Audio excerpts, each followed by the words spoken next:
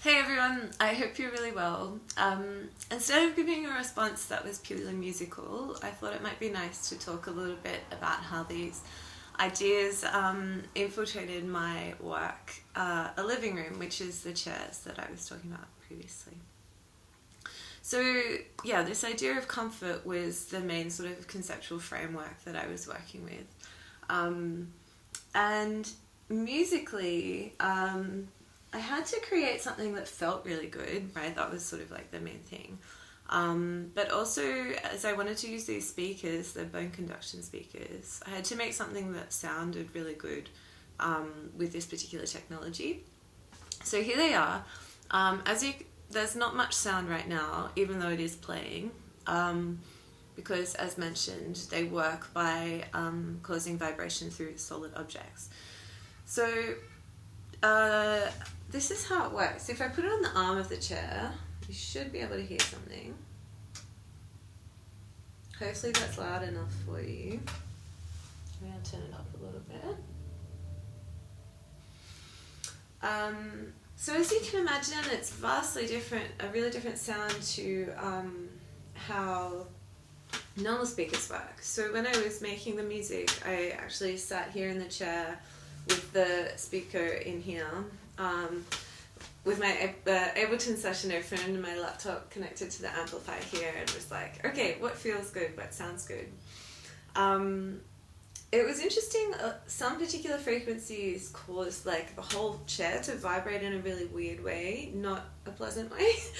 So I had to pick something that, something lower, which sort of avoided that. And the lower frequencies seem to work a bit better physically as well. So I ended up using a sample and then putting a lot of resonator plugins on top of that in Ableton. And it just becomes this like looping, drony, sort of undulating sound that plays constantly. And yeah, it seemed to work quite nicely. It was something that, like I was talking about last time, this idea of it functioning at different levels of attention, where it can sit as something that facilitates a chat or reflection or someone thinking about something else, right? It didn't have to be so involved that it would take over.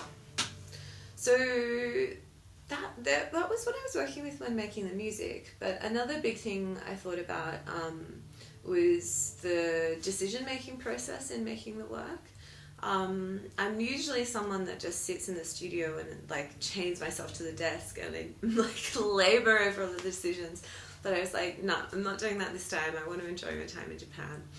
So I would go for really long walks and ask, sort of have these questions like sitting in my brain and kind of hoping that somehow the answer would just emerge. And it did in very weird ways, often by things like coming across different objects in my physical environment.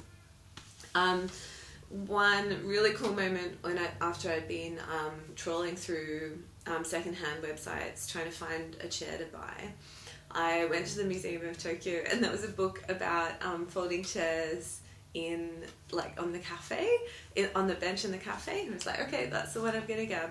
And I also went to another gallery, Misako and Rosen, and found this beautiful book by the Dutch artist Daan van Golden, who came to Tokyo in the 60s, and his style totally changed from this like very serious, dark style of painting to something much lighter, and he uses a lot of yellow in his books, in his work. So something like this kind of inspired me to use this colour. And I like also that these particular works are sort of quite domestic as well. They're kind of reminiscent of tea towels or a handkerchief or something. So it was really nice. They were sort of on the same page, strangely. So not all of these are totally relevant to you guys right now, but I hope it serves as an example of how we can, as artists, as musicians, change our process And that's one of the beauties of being an artist, is that you have the choice to do that in your life. Take care of yourselves, and I hope we can meet sometime soon. All the best. Bye.